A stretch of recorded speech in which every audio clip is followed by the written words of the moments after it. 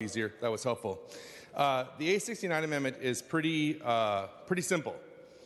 The realities of the implications of equalizing the online versus in-person tuition, which have largely been ignored by folks advocating for it, are very clear. It creates a clear deficit and a $65 million hole in Min-State's budget spread out over a lot of the different schools.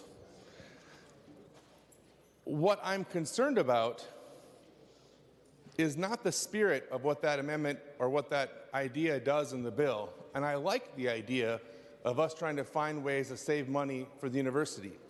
What I do not like is fiscally irresponsible approaches that pretends like there's not outcomes or unintended consequences for our amendments, but sounds nice as a great platitude or talking point.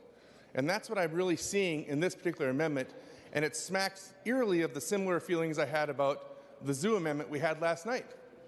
A creative way to create cuts with not any accountability, but it sounds nice in a headline.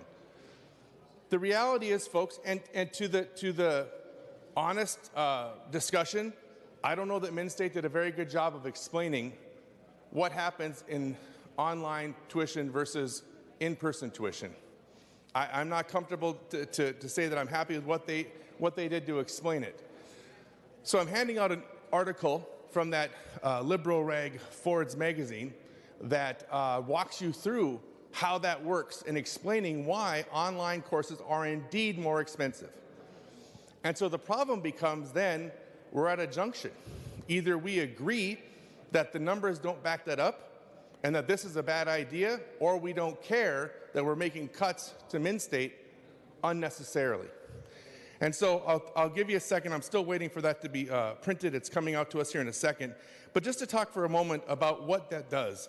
If you look, I think we all got a handout that explains the unfunded mandate that comes from cutting the online tuition revenue. And you're going to look at the schools, and I encourage all my friends across the aisle to find the school that's in their district, because I know a lot of these are in greater Minnesota. And if you look to the right on the column, it tells you how much money that's going to cost that school in operating revenue. Can I have a copy of that, please? And so, for example, I teach at Century College, which I'm very fond of, and that's a $2 million cut, right? You look at Metropolitan State University, which is a leading university in providing applied methodology to teaching and to the students, giving them real-world experience. Not only that, but a lot of the professors are actually in the fields they teach and does a wonderful job providing people with real hands-on experience in the university, which is a nice balance to what the University of Minnesota does, which is more theoretical based.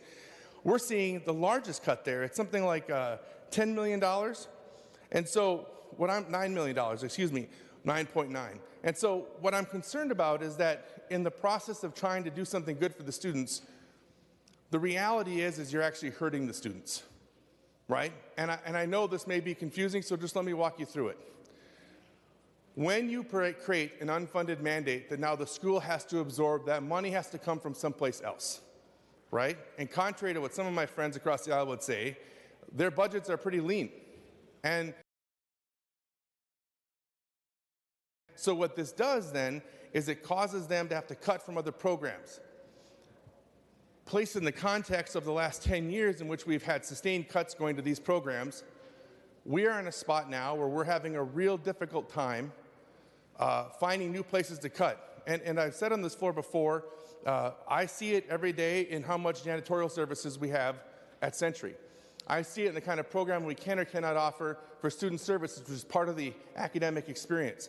I see it in the lack of mental health providers or counselors and the lack of career counselors or academic advisors to help those students navigate their way through the university system or the college system. So when we continue to create cuts like this, you're just creating a hole in the budget for the school in your district. That just isn't a good way to manage the budget.